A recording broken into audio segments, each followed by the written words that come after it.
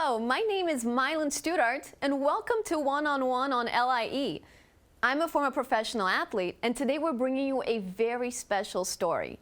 The Atlantic SUPergirls, as they're called, are here today to talk about their 1,500-mile journey on a paddleboard from New York to Miami. LouAnne and Julieta Gismondi did something amazing. They paddleboarded for 4 months in an adventure that most people would consider impossible.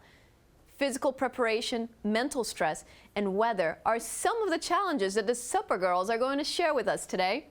So stay tuned, because here comes a one-on-one special with the SUPergirls.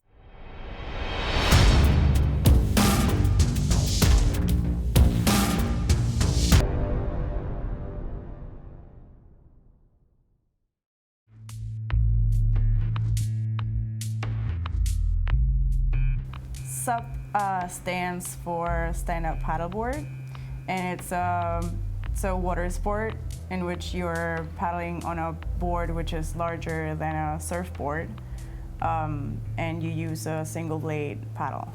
So you're standing on the water, paddling. I've been paddleboarding for about 7 years. I don't think there was a single experience that triggered this particular expedition. I think it was more of a culmination of aspects of my life. I've always been involved in water sports. I started rowing, sculling when I was really young, and then took up kayaking. And then when paddleboarding got into the mix, I picked up paddleboarding. And I also bike a lot, and I like getting places by my own means. So I started thinking about doing a trip, a long distance trip, either biking or kayaking or paddleboarding. And then I decided to go on a paddleboarding trip. In bits and pieces. and together. I know myself personally, up until almost the very end, I couldn't think of this whole trip as one big piece, because unlike Jules, I hadn't done anything that could give me any basis of reference for a trip like this. So I think it was just like a mental defense mechanism. It was too big. So it was literally just getting to the end of each day. I didn't know if I could do the whole trip, and I know Jules had a sense of reasonable acceptance that we may not make it. I don't think we won't use the word doubt. But all I knew was that I could get to the end of the day, and that if we got into a situation, that we'd be able to get out of it together. So subdividing those 1,500 miles into little bitty sections. We mapped out the routes.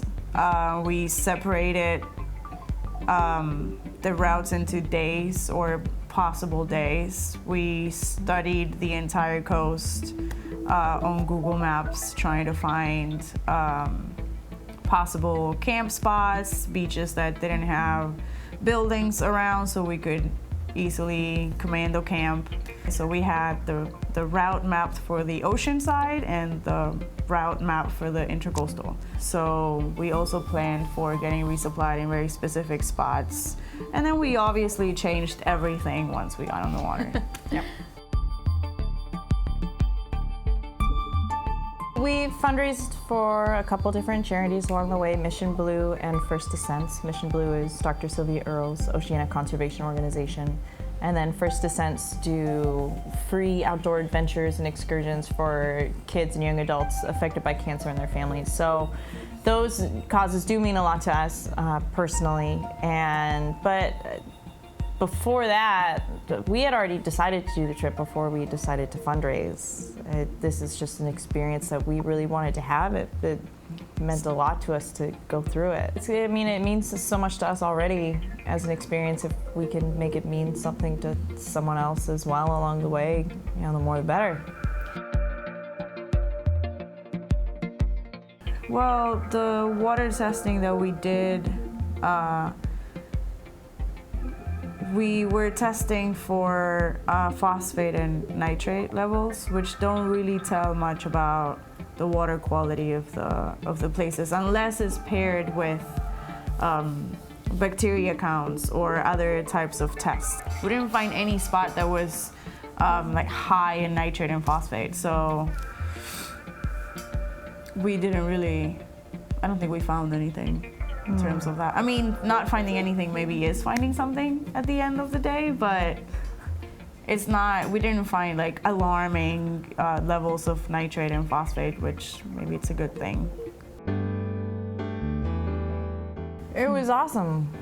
And it was cool to see the evolution of the different landscapes through as we went south. And you know, it was surprising at times. So I know both of us were very surprised when we got to Georgia, which we thought we were just gonna fly through, which we did not.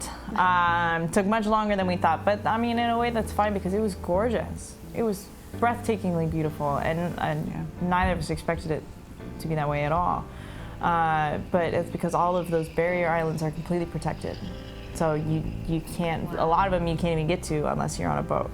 So just that, the fact that you're not allowed to develop or anything like that, and how protected they are, they're so pristine and just wild, and it's fabulous, it's amazing.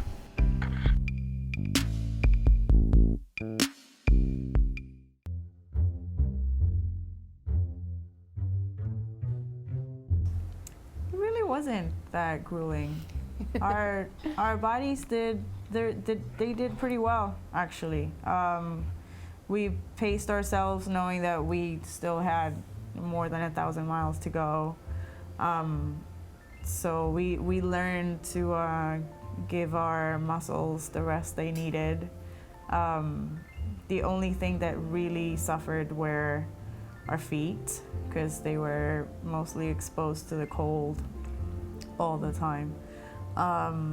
So our feet really took a toll. But in terms of our physical endurance, I think we were fine. Lou had some. Yeah, I had some issues with my hands, and I think that's mostly from the cold, just joints and everything. Muscularly, everything was fine. We had a lot of broadside wind, so there was a lot of paddling on one side, and the majority of those broadside days were coming out of the west. So there was a lot of paddling on the left side. So that having to grip the paddle in that bottom hand, it just, between the inflammation and then having that constant pull and stress on those joints, it became a little bit of an issue.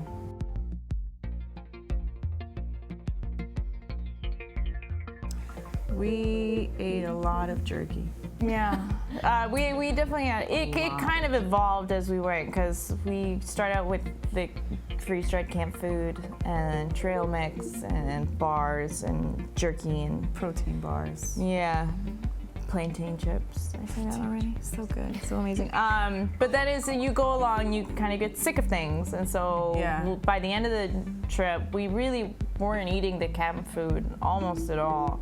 And when we did have it, we really just had it, we would make it in the morning when we made breakfast, and we would have it for lunch during the day, because they're also very heavy. And at the end of the day, you don't really need something that heavy, so we would use it for like the bigger energy throughout the day for lunch. And then at night, we would have like tuna. She would have anchovies and Sardines. Sardines. Oh, sardines and anchovies. They both come in it. Like peaches from Georgia. Peaches. So we didn't have shoes for a lot of the way. We kept losing shoes. The ocean. We had them and we lost them. We had them, we lost them. The ocean's a prankster. Yeah. So she kept taking our shoes. Only one at a time. One at a time. Well, the first time she took two, and then it was just one at a time.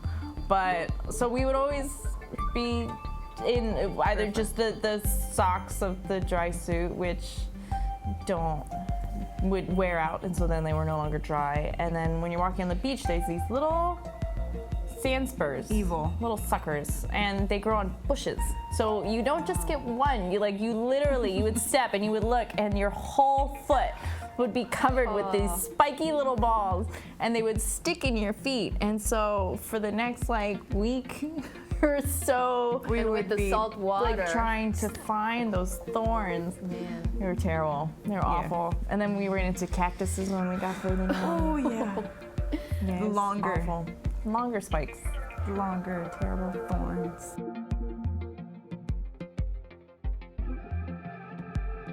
It was cold most of the time. It was unseasonably warm when we left, and then rapidly got to being unseasonably cold in New Jersey. And then Virginia was actually the most temperate. And then the further south we went, the more unseasonably cold it got. And then everybody kept saying it would warm up, but then it never did. And then when we finally got to Florida, it snowed. So we were bringing the winter with us, apparently. Until we got to maybe Fort Lauderdale. No. Well, no, when we got to Melbourne, It was Melbourne, warm we in finally Melbourne. jumped in. Yeah, that's true. That was the Voluntarily. first day after 3 months and 17 days or something. Yeah, We finally jumped in the water because we were actually hot. yeah, it was nice. Yeah, it was nice. In Florida. In Florida.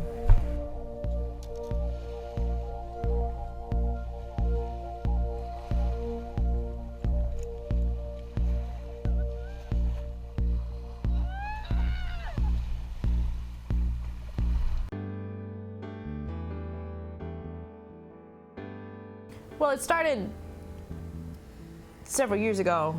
Yeah. I met her when I started working at MKC, Manhattan Kaya Company here in New York, and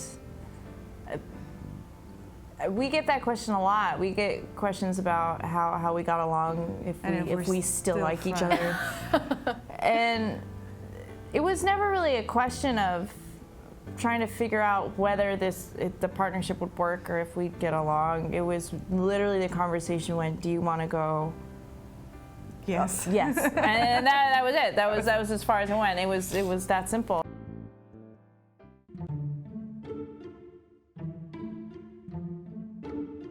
We never felt like quitting. We went through some lows, definitely, between the cold and the wind. There was a lot of whining. A lot of whining, but we knew we needed to whine. So sometimes you just gotta whine. You gotta get it out. Exactly. Yeah. You can't force yourself to stay positive the whole time because like forcing that positivity on a situation is exhausting.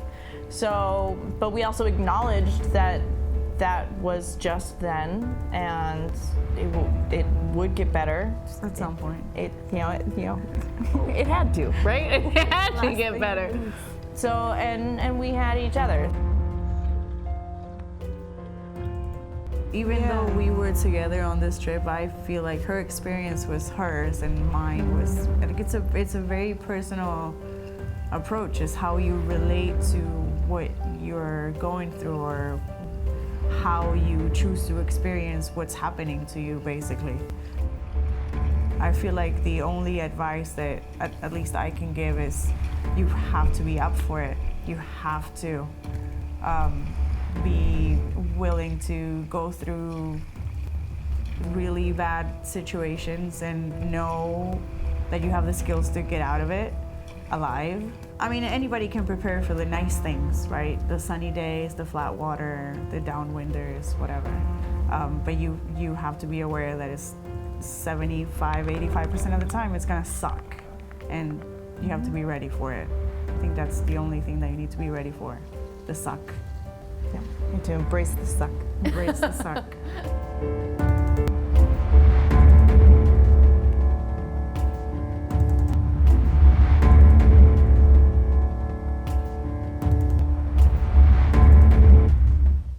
And that's the end of this incredible journey of friendship, strength, and willpower.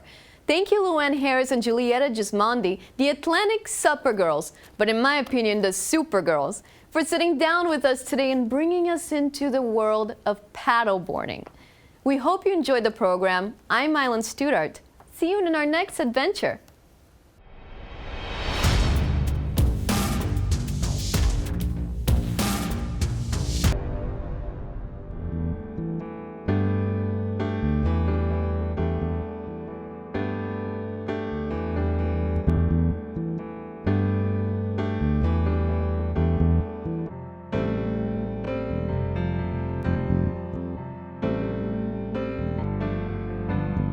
everything is under Atlantic SUPergirls. Yeah. The website, the Instagram, Facebook.